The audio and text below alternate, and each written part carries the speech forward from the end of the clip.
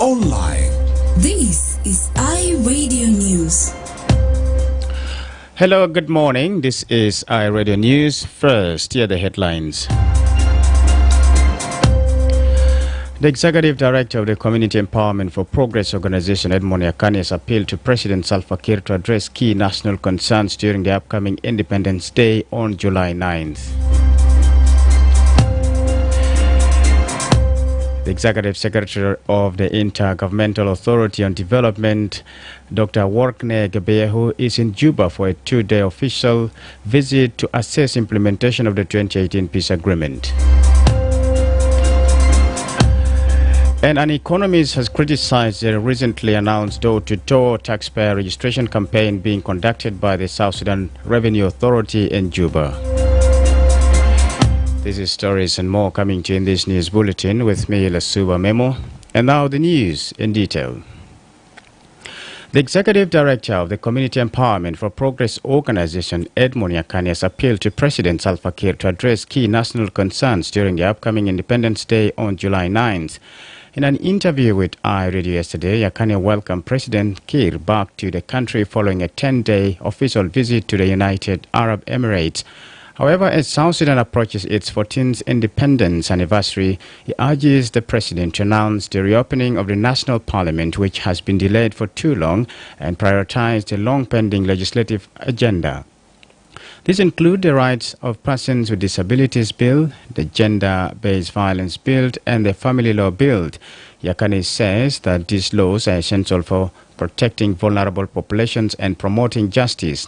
He further urged the president to commit to the country's comprehensive action plan for peace and reform.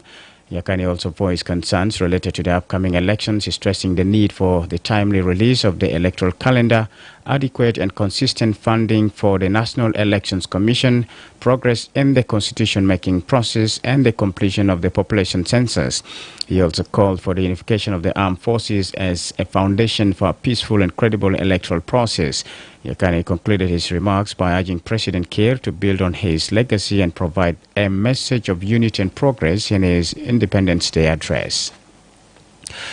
The Executive Secretary of the Intergovernmental Authority on Development, Dr. Workne Gebeyehu, is in Juba for a two-day official mission to assess implementation of the 2018 peace deal.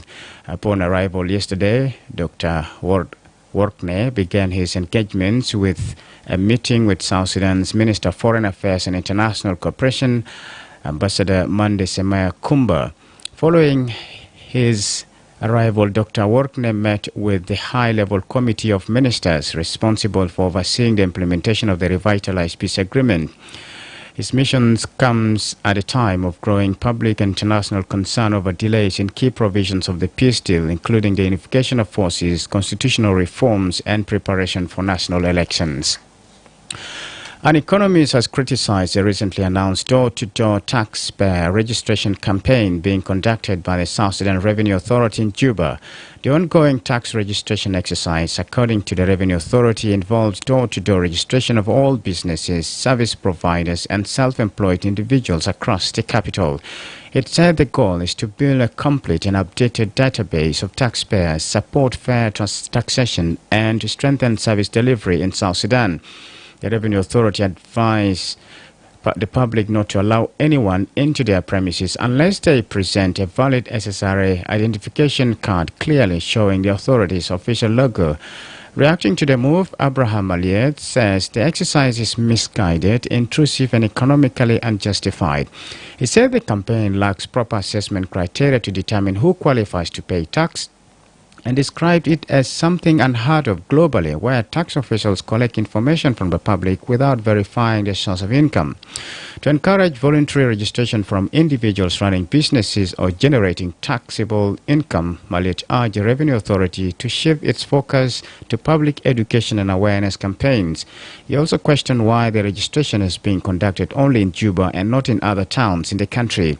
Maliet suggests it should have started in a smaller town to measure public response. This is iRadio Morning News. And to the international scene, a Ugandan military helicopter crashed and caught fire at the main international airport in Somalia's capital Mogadishu, killing 5 people on board. The pilot, co-pilot and flight engineer survived with serious injuries and severe burns. Ugandan military spokesperson Major General Felix Koliagi said that an investigation into the cause of the crash was underway. Ugandan troops are part of an 11,000-strong African Union force helping the government fight the Al-Qaeda-linked Al-Shabaab group, which has been waging a brutal insurgency in Somalia for more than 2 decades. Finally, the director of Gaza's Indonesia hospital has been killed in an Israeli airstrike on his home in Gaza City along with several family members, the Hamas-run health ministry has said. The ministry said Dr. Marwan Sultan had a long career in medicine and condemned this heinous crime against the medical cadres.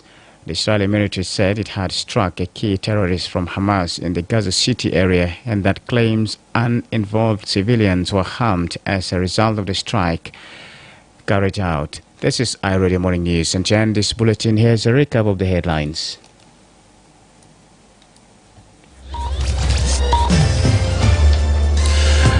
The Executive Director of the Community Empowerment for Progress organization, Edmond Yakane, has appealed to President Salva Kiir to address key national concerns during the upcoming Independence Day on July 9th.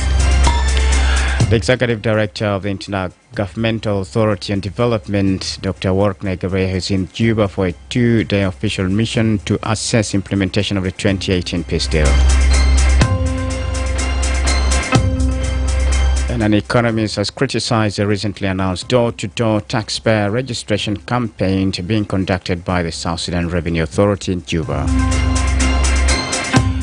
That's the end of iRadio Morning News. If there's a story or an event you'd like iRadio to cover or report about, please send us a text message at +211 925 287 It's also a WhatsApp number. Follow us on X at iRadio Juba, like our Facebook page iRadio, subscribe to our YouTube channel at iRadio South Sudan.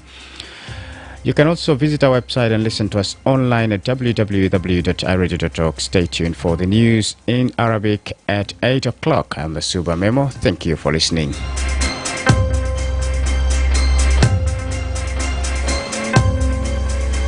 Your voice matters more than you know.